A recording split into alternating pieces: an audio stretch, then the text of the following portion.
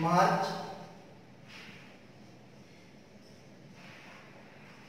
2020 માં પૂછાયેલો પ્રશ્ન વિસ્ટન બ્રિજ છે અને અનબેલેન્સ વિસ્ટન બ્રિજ છે કંઈક આ પ્રકારનો પરિપથ અહીંયા આપણને આપેલો છે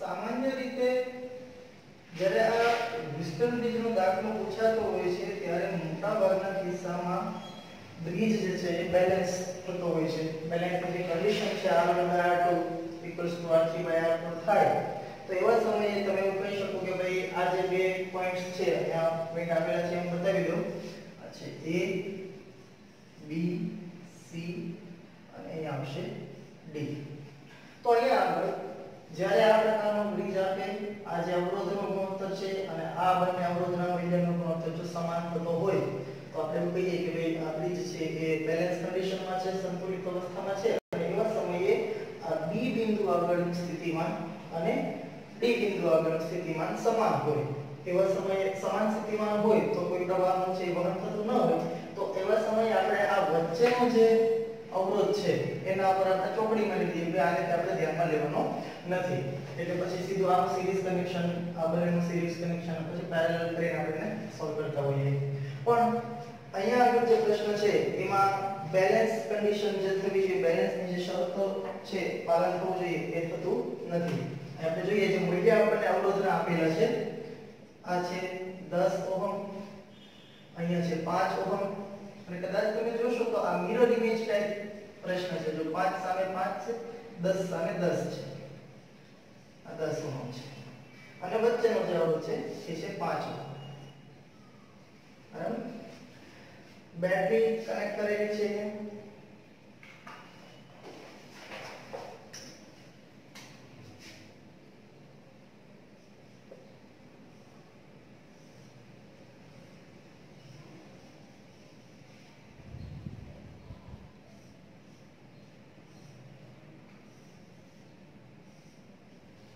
બેટરી 10 વોલ્ટ અને આ જે અવરોધ છે એ પણ 10 ઓહમ છે હવે અહીંયા આપણને પાઠ્યપુસ્તકની અંદર પ્રવાહ જે છે એ એનું બધું દર્શાવેલું છે કઈ રીતે પ્રવાહ વહે છે અહીંયાથી બેટરીમાંથી પ્રવાહ નીકળશે એ આ અવરોધમાંથી પસાર થઈ અહીંયાથી એ અલગ અલગ બે દિશાઓમાં જશે ખાસ વાત એ અહીંયા ધ્યાનમાં એ રાખવાની આપણે કે અહીંયા આગળ પ્રવાહ જે છે એ સરખા ભાગ ન પડે કારણ કે આ જે શાખા છે AB શાખા ત્યાં અવરોધ છે 10 ઓહમ જ્યારે AD શાખામાં અવરોધ છે 5 ઓહમ છે તો પ્રવાહનું સરખા ભાગમાં વિતરણ નહીં થાય તો આને આપણે કઈ રીતે અલગ રીતે આજે હું તમને જણાવું છું જે ટેક્સ્ટ બુક ની અંદર આપણને રીત આપેલી છે તો બંને મટીરીયલમાં જોવા મળે છે એ બધી રીત કરતા હું તમને કંઈક અલગ રીતે આ દાખલો છે ગણાવીશ હવે આ દાખલો ગણવા માટે આપણે શું કરીશું તો કે અહીંયા ત્રણ અલગ અલગ બંધ ગાળાઓને આપણે ધ્યાનમાં લઈએ એમાં સૌથી પહેલો જે બંધ ગાળો છે એ આ A B D A આ બંધ ગાળામાંથી વહેતો જે કઈ વિદ્યુત પ્રવાહ છે એને હું કહી દઈશ I1 પછી બીજો જે બંધ ગાળો છે B C D B આ બંધ ગાળો એમાંથી જે વહેતો પ્રવાહ છે એને આપણે કહીએ આ બંધ ગાળામાંથી વહેતો જે પ્રવાહ છે એને કહીએ આપણે I2 અને છેલ્લો જે બંધ ગાળો છે આ નીચેનો બરાબર A B C પછી આ બેટરી 10 ઓહમ નો અવરોધ અહીંયા અને A સુધી આ જે નીચેનો બંધ ગાળો છે એમાંથી વહેતો જે પ્રવાહ છે એને આપણે બતાવી દઈએ I3 વડે આ રીતે. હવે અહીંયા સમીકરણ કઈ રીતે મેળવવા અને એને કઈ રીતે સોલ્વ કરવા અહીં એક ઝડપનું નામ આપી દઈશ E, અહીંયા આપણે લઈ દઈશું F. તો હવે આ રીતે સૌથી પહેલા તો ત્રણ બંધગાળ આપણે સિલેક્ટ કર્યા છે, ત્રણમાંથી વહેતા પ્રવાહો છે I1 I2 અને I3 આપણે બતાવી દીધા છે. હવે અલગ અલગ બંધગાળો માટે આપણે કિર્ચોફ વોલ્ટેજ લો KVL નો ઉપયોગ કરી અને સોલ્વ કરીશું. પણ અહીંયા થોડું ધ્યાન રાખજો, KVL સામાન્ય રીતે જ્યારે આપણે એપ્લાય કરતા હોઈએ ત્યારે આપણે જે દિશા છે એને ખાસ ધ્યાનમાં રાખતા હોય. પ્રવાહની દિશા એ આપણે મુસાફરીની સાથે હોય તો માઈનસ આયા વોલ્ટેજને જે છે આપણે માઈનસ લખતા હોઈએ, વોલ્ટેજ ડ્રોપ થતો હોય, અને અગર પ્રવાહ જે સામો આવતો હોય તો એને આપણે પ્લસ લખતા હોઈએ. પણ એવી કોઈ પણ બાબતને આપણે અહીંયા ધ્યાનમાં લેવાની નથી, માત્ર પ્રવાહને હંમેશા આપણે પ્લસ જ લેવાનો છે. આજે હું તમને આજે રીત કરાવશું. માત્ર એક વસ્તુનું ધ્યાનમાં રાખવાનું આપણે કે બેટરી જે છે બરાબર એના જે વોલ્ટેજ છે એના તમે જ્યારે આપણે લૂપ પર જ્યારે KVL લગાડીએ ત્યારે જોઈશું કે જ્યારે બેટરી અંદર દાખલ થતો હોય પ્રવાહ તો એના ઋણ છેડામાં જો દાખલ થતો હોય તો વોલ્ટેજને માઈનસ લઈશું, પ્લસ છેડામાં દાખલ થતો હોય પ્રવાહ તો આપણે એને પ્લસ લઈશું. જોઈએ કઈ રીતે આપણે સોલ્વ કરી શકાય. સૌથી પહેલા તો જે લૂપ છે A B D A, આના માટે આપણે કિર્ચોફ વોલ્ટેજ લો એપ્લાય કરીએ. A B D A માં KVL કિર્ચોફ વોલ્ટેજ લો આ આપણે લગાડીએ. તો જો અહીંયા મેં તમને આમ કોઈ પ્રકારની મેં પ્રવાહની દિશાઓ એવું કંઈ બતાવ્યું નથી બરાબર, અને એની કોઈ ખાસ જરૂર પણ નથી. સૌથી પહેલા તો આપણે લૂપમાં જઈએ A B D A, તો A થી B તરફ જશો એટલે અવરોધ આવે છે કેટલો તો કે 10 ઓહમ, અને આ જે બંધગાળો આપણે સિલેક્ટ કર્યો છે એના અંદરથી પહેલો પ્રવાહ કયો તો કે I. તો અહીંયા હું લખીશ 10I1. જો પ્રવાહની દિશા મેં બતાવી નથી, એ કદાચ પ્રવાહ આપણી સાથે હોય કે સામો આવતો હોય, માઈનસ પ્લસ એવી કોઈ ચિંતામાં પડવાની જરૂર નથી. સીધું 10 ઓહમનો અવરોધ છે એમાંથી પસાર થતો પ્રવાહ I1 છે, માટે 10I1. પછી આગળ જઈએ B થી D. તો હવે B થી D જે છે એમાં તમે જોવા જશો તો પહેલા તો અવરોધ છે 5 ઓહમનો, એને પણ આપણે પ્લસ જ લખીશું. અવરોધ છે કેટલા ઓહમનો તો કે 5 ઓહમનો. હવે અહીંયા એક ખાસ વસ્તુ જો કે જે 5 ઓહમનો અવરોધ છે ને એ બે લૂપનો કોમન અવરોધ છે. જો આ જે બંધગાળો છે ABDA એના અંદર પણ 5 ઓહમ આવે છે અને આ લૂપની અંદર પણ 5 ઓહમ આવે છે. તો એ કોમન અવરોધ જ્યારે આવે ત્યારે ખાસ ધ્યાનમાં રાખવાનું કે આપણે જે બંધગાળા માટે KVL લગાડતા હોઈએ એમાંથી વહેતા પ્રવાહને મોટો ગણવાનો. મોટો કયા અર્થમાં તમને આ ખ્યાલ હશે. અહીંયા હું એવું કહું કે આપણે અત્યારે KVL કોના માટે લગાડેલું છે તો કે A B D A, તો એમાંથી પસાર થતો પ્રવાહ કયો I1. કદાચ આપણે એવું કહીએ કે 5 ઓહમમાંથી કયો પ્રવાહ પસાર થાય છે, તો જો હું આ લૂપની વાત કરું તો કોઈ એમ કહે છે કે I1 પસાર થાય છે, અને આ લૂપની દ્રષ્ટિએ વાત કરતા હોઈએ આપણે તો એમ કહે છે કે I2 પણ એમાંથી પસાર તો થતો જ હશે ને બરાબર. તો એના માટે શું કરવાનું કે 5 ઓહમ છે જ્યારે કોમન અવરોધ છે બે અલગ અલગ લૂપ વચ્ચેનો, ત્યારે આપણે શું કરીશું તો કે અત્યારે આપણે કોના માટે કિર્ચોફનો નિયમ લગાડ્યો છે આ લૂપ માટે, એમાંથી વહેતો પ્રવાહ I1. તો હું I1 ને મોટો ગણીશ અને સામેનું જે બીજું લૂપ છે એના પ્રવાહને હું નાનો ગણીશ. તો એના માટે આપણે લખીશું આ રીતે 5I1 - I2. ત્યારબાદ આ B થી D સુધી આવી ગયું. હવે D થી A, તો ફરી વખત અહીંયા તમે જોજો કે D થી A સુધી જઈએ તો અવરોધ આવે છે 5 ઓહમ, એટલે આપણે અહીંયા લખીશું +5. હવે પ્રવાહની જો વાત કરીએ તો આ 5 ઓહમનો અવરોધ છે એ પણ બે લૂપ માટે કોમન બને છે. જુઓ તમે, એક તો આ ABDA લૂપમાં પણ E અવરોધ આવે છે, અને આ જે નીચેનો લૂપ છે A B C D E F A, આ જે નીચેનો લૂપ એના અંદર પણ 5 ઓહમનો અવરોધ છે આવે છે. તો કોમન અવરોધ છે તો શું કરશું ફરી વખત આપણે કયા લૂપ માટે અહીંયા KVL લગાડેલું છે તો કે આ I1 પ્રવાહધારી લૂપ માટે, તો I1 ને મોટો ગણીશું આપણે.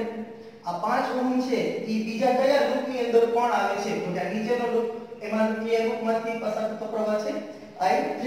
તો આપણે અત્યારે જેના માટે KVL લગાડેલો છે ઈ પ્રવાહને આપણે મોટો ગણીશું. તો અહીંયા હું લખીશ 5 અને અત્યારે આના માટે વાત કરીએ છીએ તો I1 અને આ જે પ્રવાહ છે બીજો જે કોમન લૂપ માટેનો જે બીજો લૂપ છે એમાંથી નીકળતો પ્રવાહ છે I3 એને આપણે નામ લખીશું એટલે 5 સોરી અહીંયા આવશે I1 I3 અને a સુધી આવી ગયા લૂપ કમ્પ્લીટ થઈ ગયું બરાબર 0 તો હવે આમ થોડું આપણે સાદું રૂપ આપીએ તો કંઈક આ રીતે થશે આ છે 10I1 આ 5 અંદર જશે એટલે 5I1 એટલે 15 આ 5 અંદર જશે એટલે 5I1 એટલે 20I1 હવે I2 ની જો વાત કરીએ આ 5 અહીંયા અંદર જશે એટલે -5I2 આ 5 અહીંયા અંદર જશે તો -5I3 બરાબર 0 સમીકરણમાંથી આપણે 5 સામાન્ય કાઢી શકીએ તો અહીંયાથી જશે 4I1 I2 I3 બરાબર 0 સમીકરણ 1 તો આ પહેલા લૂપ માટેની વાત થઈ ગઈ હવે આપણે બીજા લૂપની વાત કરીએ BC DB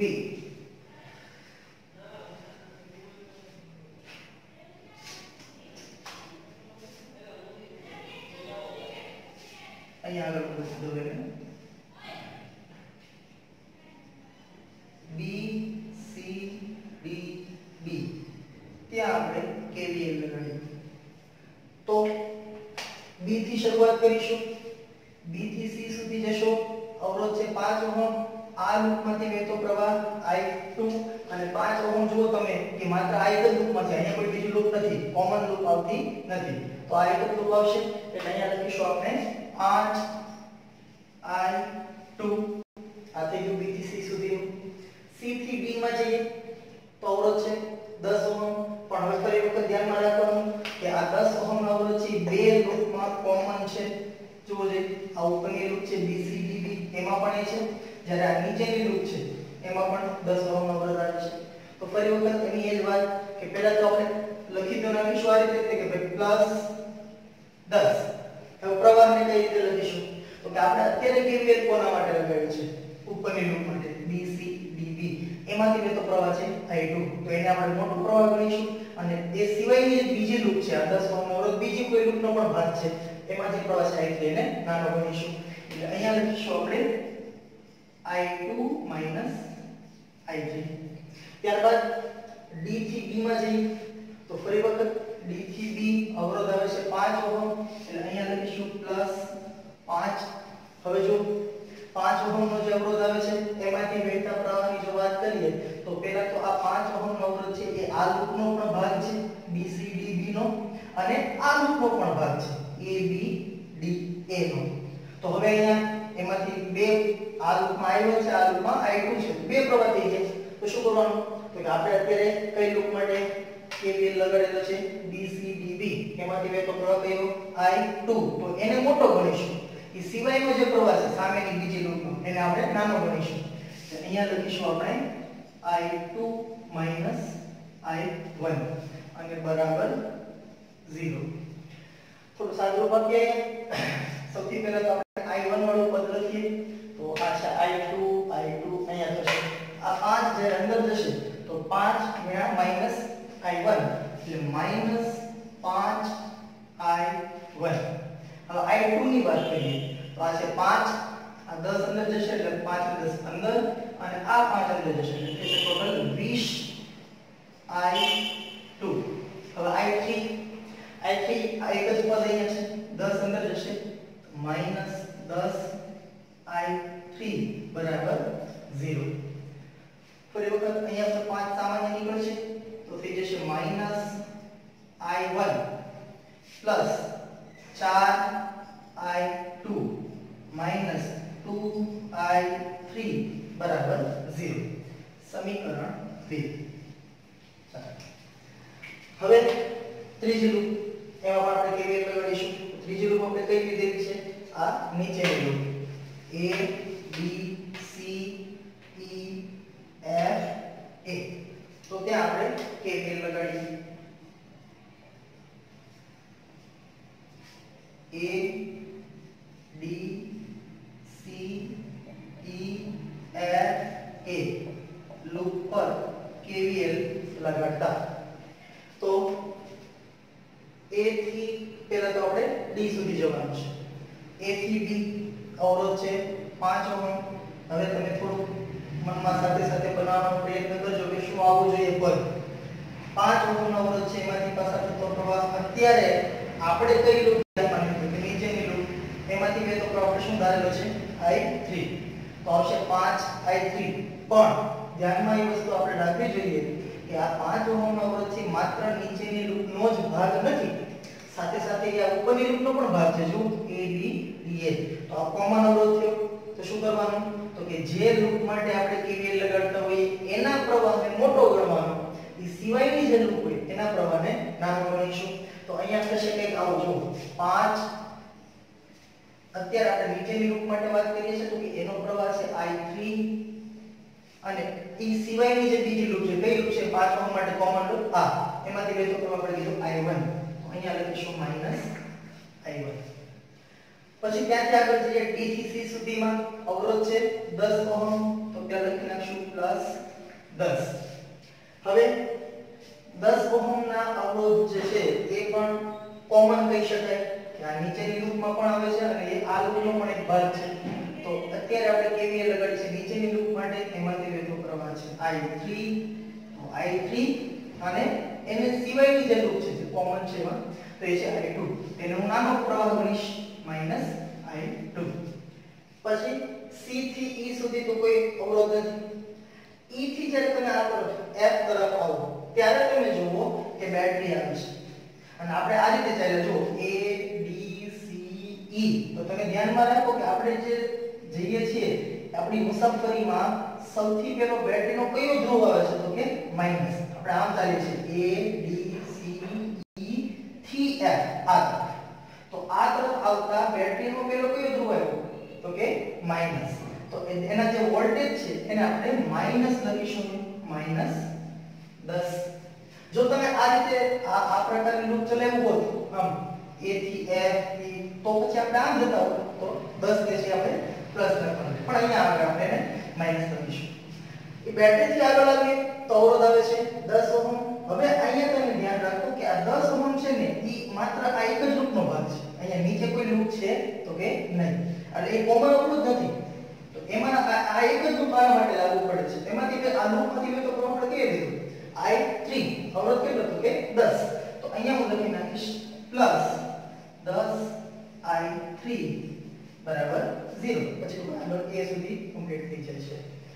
આનો આપણે સાદુરૂપ આપીએ તો કંઈક આ રીતે થાય.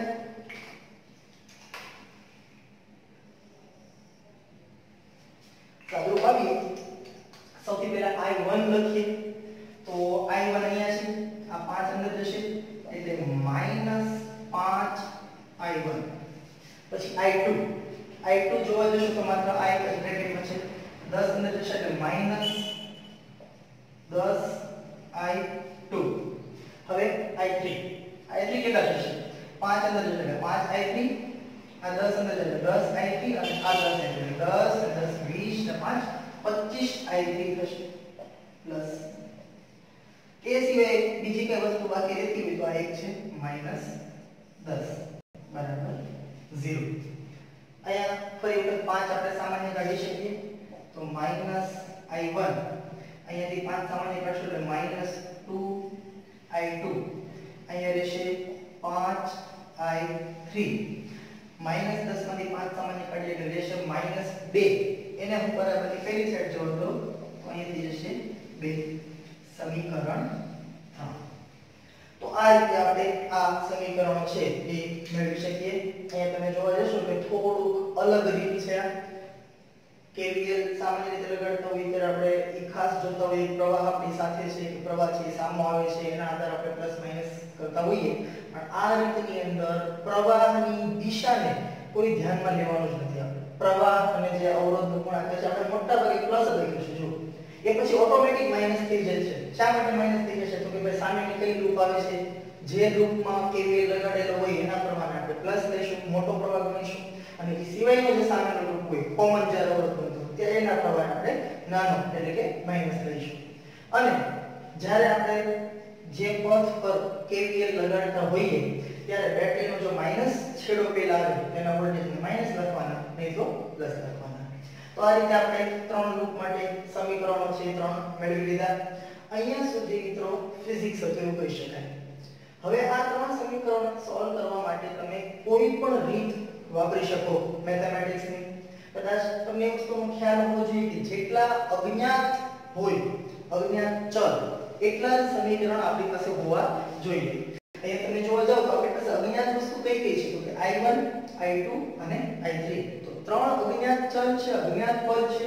તો સામે આપણી પાસે ત્રણ સમીકરણ પણ છે, 2 અને 3. હવે આ ત્રણ સમીકરણને ઉકેલવા માટે આપણી પાસે મેથેમેટિક્સમાં ઘણી બધી રીત છે. ક્રેમરની રીત છે, આદેશની રીત, ચોકડી ગુણાંકની રીત જેને કહીએ છીએ. પછી લોગ ઘણા લોકો બનાવતા હોય છે. કોઈ પણ રીતે તમે આને સોલ્વ કરી શકો. પણ અહીંયા આગળ આને આપણે એક અલગ રીતે સોલ્વ કરીશું. આને હું પહેલા શ્રેણિકની મદદથી બતાવીશ. જે લોકો 12 સાયન્સ A ગ્રુપમાં છે એમને ખ્યાલ હશે શ્રેણિક અને નિશ્ચયક શું છે. B ગ્રુપ વાળાને કદાચ આમાં થોડો ખ્યાલ ના આવે. તો આપણે સૌથી પહેલા આને શ્રેણિક સ્વરૂપે બતાવીશું. જો બહુ અઘરું નથી, ઈઝી છે શ્રેણિક અને નિશ્ચયક. તો કઈ રીતે બનશે જોઈએ. સૌથી પહેલા તો આ ત્રણ સમીકરણને હું શ્રેણિક સ્વરૂપે બતાવું. તો આ જે સમીકરણ છે એના સહગુણકો જુઓ, 4 -1 -1. તો એને કંઈક આપણે આ રીતે લખી શકીએ, 4 -1 -1. બીજું સમીકરણ છે એના સહગુણકો -1 4 -2, -1 4 -2. ત્રીજા સમીકરણના સહગુણકો -1 -2 અને 5. અહીં મિત્રો ખાસ વસ્તુ ધ્યાન રાખજો, સમીકરણના સહગુણકો લખવામાં તમે જોશો કે ત્રણ સમીકરણમાં પહેલું પદ I1 જ રાખેલું છે. આ એક ખાસ ધ્યાન રાખજો. જ્યારે તમને એમ થાય કે ભાઈ માઈનસ વાળું પદ પછી લખીએ અને આ I3 કદાચ પ્લસ છે તો તમે પહેલા લખી નાખો તો ભૂલ પડશે. હંમેશા I1 વાળું પદ પહેલા લખશું, I2 પછી અને પછી I3. તો આ રીતે આપણે સહગુણકો લખી નાખ્યા. હવે બીજો જે શ્રેણિક આપણે એના બાજુમાં ગુણાકારમાં બતાવીશું એના અંદર અજ્ઞાત પદ કયા કયા? તો કે I1, I2 અને I3 છે. બરાબર. હવે ત્રણેય સમીકરણમાં બરાબરની પેલી સાઈડ કઈ કઈ સંખ્યા છે? તો અહીંયા છે 0 0 અને આ સમીકરણમાં છે 2, 0 0 2. હવે આપણે આને સોલ્વ કરીએ. આ મેં શ્રેણિક સ્વરૂપે બતાવી દીધું. હવે આને આપણે કઈ રીતે સોલ્વ કરીએ એનો જે નિશ્ચયક બનાવી કઈ રીતે સોલ્વ કરીશું.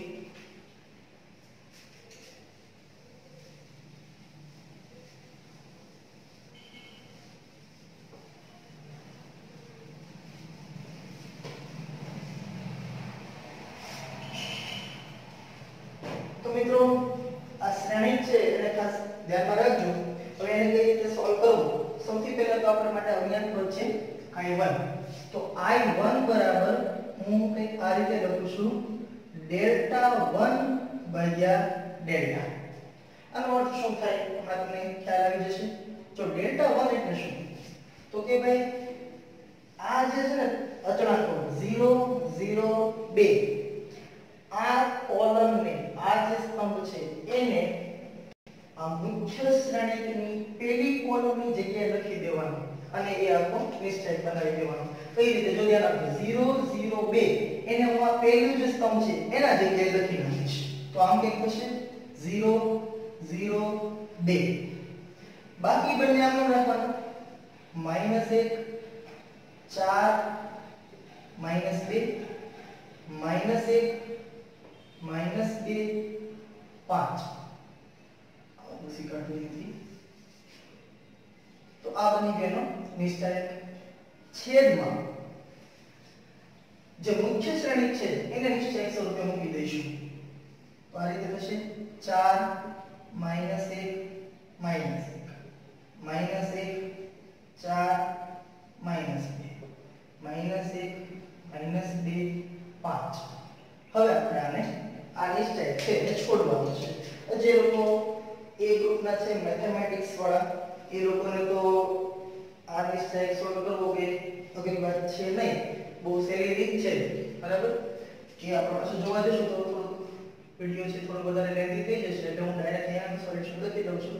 આમ કરવા જઈએ તો આ રીતે થાય 0 * 4 * 5 that is 0 0 અને આ રીતે જઈએ તો -1 * 2 તો +2 * 4 +4 પછી આ રીતે આવીશું તો -1 * 4 -4 -4 * 2 -8 આપણે આ તરફ આવીએ છીએ તો -1 વધારે લગાડીશું +8 2 * 0 એ 0 થઈ જશે -1 * 0 * 5 પણ 0 થશે. આ ઋણ જવાબ આવે તેને આપણે પ્લસ કરી નાખીશું. એ રીતે નીચેનું સોલ્વ કરીશું આ પ્રકારે 4 4 16 16 5 80 1 * 2 2 2 * 1 એટલે 2 માઈનસ માઈનસ માઈનસ તો -2 આવશે. 1 * 2 એટલે 2 2 * 1 એટલે 1 માઈનસ માઈનસ માઈનસ એટલે -2 થશે. હવે આમ ઊંધું ચાલીશું 1 * 4 4 4 એકા 4 માઈનસ માઈનસ પ્લસ પણ ઊંધું ચાલીશું એટલે 1 માઈનસ એક્સ્ટ્રા આવશે એ થશે -4 2 * 2 4 4 4 16 2 * 2 4 4 16 માઈનસ પ્લસ પણ આપણે ઊંધું આવીએ છે 1 માઈનસ એક્સ્ટ્રા 16 માઈનસ થશે 1 * 1 1 અને * 5 ઓકે 5 માઈનસ માઈનસ પ્લસ પણ આપણે ઊંધું છે 1 માઈનસ એક્સ્ટ્રા તો -5. અત્યારે જો હું નિશ્ચય સોલ્વ કરું છું એ એક રૂપડાને સમજાતો છે પણ કદાચ બે રૂપડાને ન સમજાય તો હું તમને એ નિશ્ચય કઈ રીતે સોલ્વ કરવો એનો અલગથી એક વિડિયો બનાવીને મૂકી દઈશ. હવે અહીંયા સાદું કરીએ 4 ને 8 12 ભાગાકારનો 80 હવે અહીંયા માઈનસમાં જોજો 2 અને 2 4 4 8 24 5 29 પ્લસ 80 માઈનસ 29 એટલે છે 51. આનું આપણે સાદું રૂપ આપો તો 12 એટલે 4 * 3 12 થશે એ રીતે નીચે આવશે 17 * 3 51. તો આ જે આપણને મૂલ્ય મળ્યું એ છે I1. તેથી I1 બરાબર 4/17 અને પ્રવાહનો એકમ છે એમ્પિયર. હવે આ જ રીતે તમારે I2 મેળવવું હોય તો શું કરવાનું? I2 બરાબર તો શું કરશું? ફરી વખત જો આ રીતે નિશ્ચયનો ગુણોત્તર લેવાનો છે પણ ખાસ ધ્યાન શું રાખવાનું નીચેનો નિશ્ચય તો એ જ રહેશે છેદનો જવાબ તો ફિક્સ થઈ ગયો એકમ કારણ કે નીચેનો જે નિશ્ચય છે એનો આપણે સાદું રૂપે શું જવાબ એકમ તો એ આપણે આમ લખી દઈએ. ઉપરના નિશ્ચયની વાત કરીએ ઉપરના નિશ્ચયમાં શું ફેરફાર કરવાનો તો કે તમે શેનું મૂલ્ય મેળવો છો I2 બીજા ત્રણ વાત કરીએ છીએ આપણે I2 ની તો આ જે બરાબરની પેલી સાઈડનો જે નિશ્ચય તો શ્રેણિક છે 0 0 2 એને આપણે મુખ્ય શ્રેણિકની બીજી કોલમની જગ્યાએ લખવાનું તો કંઈક આ રીતે થશે. જો પેલી કોલમમાં 4 -1 -1 બીજી જે કોલમ છે એના જગ્યાએ આ લખી દેવાનું 0 0 2 -1 -2 5 નીચે મુખ્ય નિશ્ચય નામ આવશે એમ મેં ડાયરેક્ટ +51 લખ્યું છે. સોરી આને હું નીચે લખી દઉં I2 બરાબર પહેલી લાઈન આમનો છે પહેલો સ્તંભ 4 -1 -1 બીજાની જગ્યાએ પહેલું લખી નાખવાનું કારણ કે આપણે I2 મેળવીએ છીએ 0 0 2 -1 -2 અને 5 છેદમાં મુખ્ય નિશ્ચય એનો જવાબ છે 51. ચાલો આનો આપણે સાદું રૂપ આપીએ 4 * 0 0 અને * 5 એટલે 0 0 * -2 તો કાંઈ આગળ જવાની જરૂર નથી 0 દે into something that is 0. આની વાત કરીએ 1 * 2 2 એકા 2 માઈનસ માઈનસ પ્લસ તો પ્લસ 2 આવશે. હવે આ બિંદુ ચાલશે 1 0 0 તો આ થઈ જશે 0 0 -1 5 0 2 * 2 4 4 4 16 પણ કેવા છે તો માઈનસ -16 પણ આપણે ઊંધા આવીએ 1 માઈનસ પછી હજુ એક્સ્ટ્રા આવશે એટલે કે પ્લસ 16 2 * 2 4 ચોકે 16 અને માઈનસ અને ઊંધું આવ્યું છે માઈનસ એક્સ્ટ્રા પ્લસ 16 / 51. તો આનો જવાબ છે 18/51.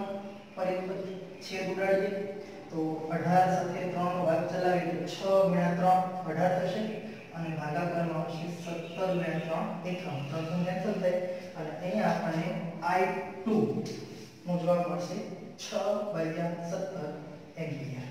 ઓકે, તો હવે બાકી જે I3 મેળવવાનું બાકી છે એ હું તમારી પાસે આશા રાખું કે તમે જ્યારે સોલ્વ કરો એના માટે હું તમને હિન્ટ આપી દઉં કઈ રીતે સોલ્વ કરીશું આપણે.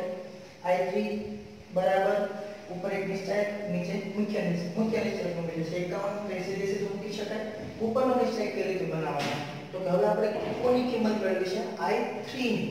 તો આ જે મુખ્ય નિશ્ચયક જે આપણો બનેલો છે એના અંદર આ 002 વાળી જે કોલમ છે એને કઈ કોલમની જગ્યાએ મૂકવાની તો કે આપણે I3 મેળવવાનું છે ત્રીજી ની જગ્યાએ મૂકવાનું.